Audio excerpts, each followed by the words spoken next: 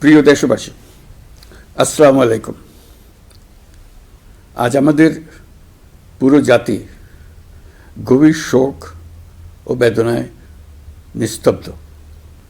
দেশের গণতান্ত্রিক রাজনীতির শীর্ষ নেত্রী, সাবেক প্রধানমন্ত্রী ও বিএনপি চেয়ারপারসন বেগম খালেদা জিয়া আর আমাদের মাঝে নেই। ইন্না লিল্লাহি ওয়া ইন্না ইলাইহি রাজিউন।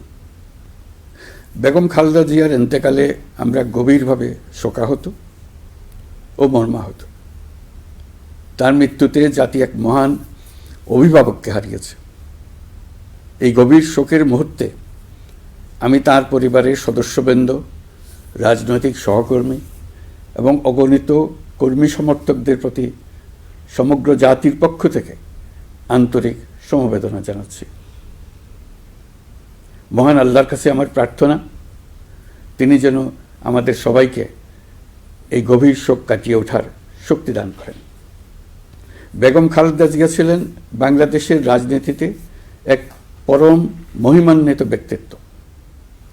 গণতন্ত্র, বহুদলীয় রাজনৈতিক সংস্কৃতি এবং জনগণের অধিকার প্রতিষ্ঠার সংগ্রামে তার অসামান্য ভূমিকা ইতিহাসে অম্লান হয়ে থাকবে।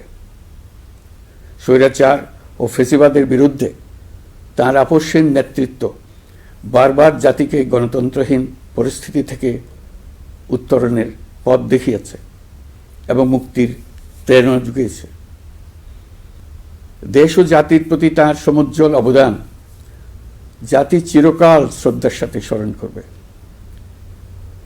তাঁর দীর্ঘ রাজনৈতিক যাত্রা, গণমুখী নেতৃত্ব এবং প্রিয় মাতৃভূমির স্বাধীনতা ও সার্বভৌমত্বকে সমুন্নত রাখতে তাঁর অবিচল ভূমিকা অবিস্মরণীয় হয়ে থাকবে।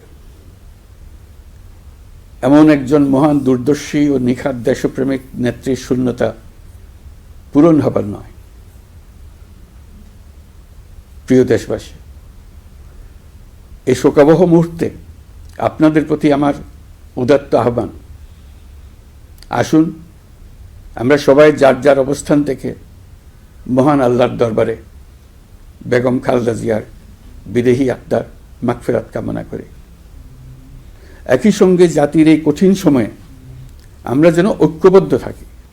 শোকের এই সময়ে কেউ যেন অস্থিতিশীলতা বা নাশকতার অপচেষ্টা চালাতে না পারে, সে বিষয়ে আমি সবাইকে সজাগ থাকার আহ্বান জানাচ্ছি।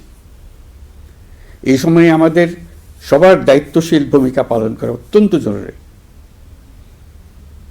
প্রিয় দেশবাসী, সাবেক প্রধানমন্ত্রী বেগম খালেদা জিয়ার মৃত্যুতে আমি 3 দিনের রাষ্ট্রীয় শোক এবং আগামীকাল তার নামাজে জানাজার দিনে একদিনের সাধারণ ছুটি ঘোষণা করছি। নামাজে জানাজা সহ সব ধরনের শোক পালনে শৃঙ্খলা বজায় রাখার জন্য আমি সবার প্রতি বিনীত আহ্বান জানাচ্ছি। প্রিয় দেশবাসী, আমি জানি আপনারা সবাই এই সময়ে অনেক আবেগাপ্লুত। আমি আশা করছি শোকের এই সময়ে আপনারা ধৈর্যের পরিচয় দেবেন এবং তার জানাজা সহ সকল আনুষ্ঠানিকতা পালনে সংশ্লিষ্ট সবাইকে সহযোগিতা করবেন। মহান আল্লাহ তাআলা আমাদের সকলকে ধৈর্য, শক্তি ও ঐক্যবদ্ধ থাকার ক্ষমতা দেন।